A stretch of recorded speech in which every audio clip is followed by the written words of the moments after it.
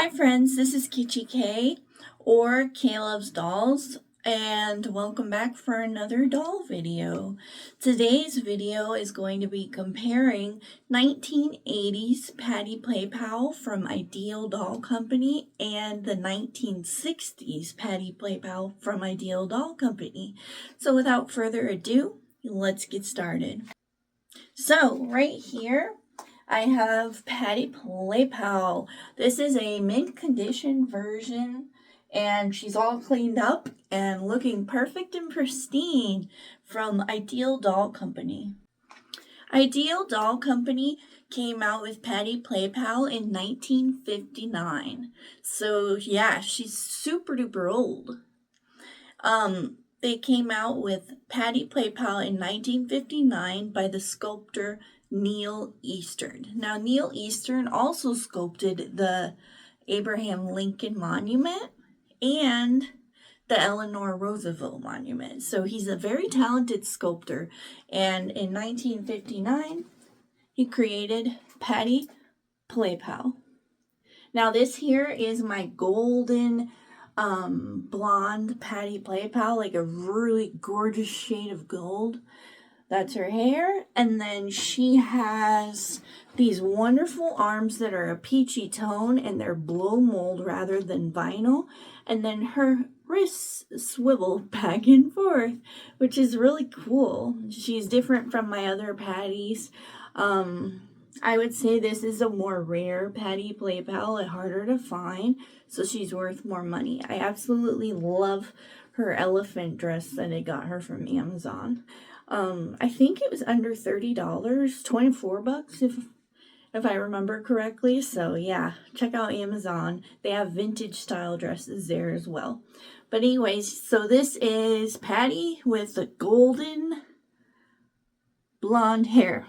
So she's lovely, and she has swivel wrists. So she's the 1959 version. They first came out with them with the swivel wrists and the bigger blow mold arms.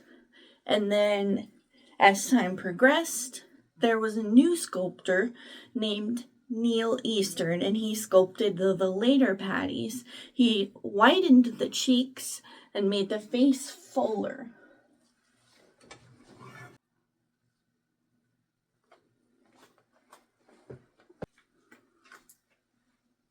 Neil Eastern also had a mold of Patti called the Babyface mold. Here is a babyface Patti Playpal sculpted by Vincent D. Filippo. How you can tell is her chin is a double chin. So she has a ridge underneath, kind of like us humans. But yeah, so this is a babyface Patti Playpal. She looks even younger than the regular Patti. Now, in 1980, they reissued Patti Playpal to have another resurgence of the wonderful companion that little girls loved in the 1960s. So, in 1981, they came out with peachy skin, platinum blonde haired Patti Playpal. Now, she is a lot more softer vinyl, and she's not quite as cool as the 1960s version. You can tell she's much cheaper, but if you don't mind the squishy face, then she might be the way to go for you because she's more affordable. Her skin tone is quite orangey if you look at it. To me, it looks very orange. But the nice thing about the 1980s reissue is they came out with African American Patti Playpal. And that's just amazing because they didn't have that in Ideal Doll Company previously. If you wanted an African American doll, you had to buy an off-brand companion. Like Horseman, Seiko, or Nasco Company. This one's a Nasco Company. They would make beautiful African American skin tone dolls in the 1960s, which wonderful. Like, why didn't you have them, Ideal? why didn't you have Patti Playpal with beautiful skin tones? Why did she only come with one skin tone? I often wonder that. I love how they have so many shades of hair for her, but like I wish she came in other skin tones. That's why I currently own 7 African American companion dolls. Because I love having the diversity in my collection, because I love all skin colors and I like all colors of dolls, and so I like to have that displayed, and I feel weird if it was all one color, you know. So for me, I prefer to have the It's a Small World kind of vibe, so we get everybody represented in my doll collection. So that's just how my doll collection is. I grew up with It's a Small World toys and stuff, so I don't know, I like that vibe. But personally, I wish they came out with African American Patti Playpal in the 1960s. For some reason they didn't, and I'm sure it was a bad reason, and it makes me sad. But I'm very glad that the companions came in, and the other clone companion doll companies came in, and they had their beautiful dolls of color that were available. So I have several, and I'm happy for that. But I'm sad that Ideal didn't do it until 1981. And she is beautiful, and someday I hope to own her.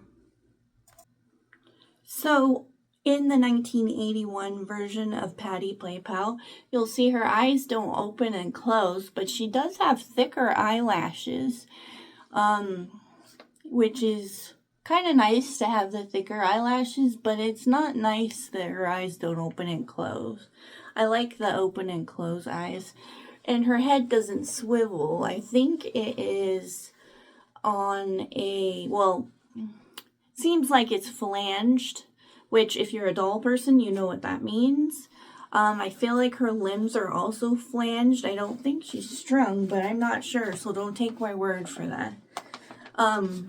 Yeah, personally, I don't like the hair they used for her either. It's very cheap and it frizzes easily, whereas the 1960s versions of hair was very high quality and nice. So that's what you get when you purchase a 1980s Patti Playpal versus a 1960s Patti Playpal.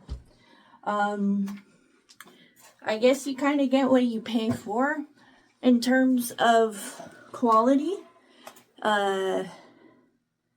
Yeah, so here's Patti. She's beautiful. She has beautiful blue eyes.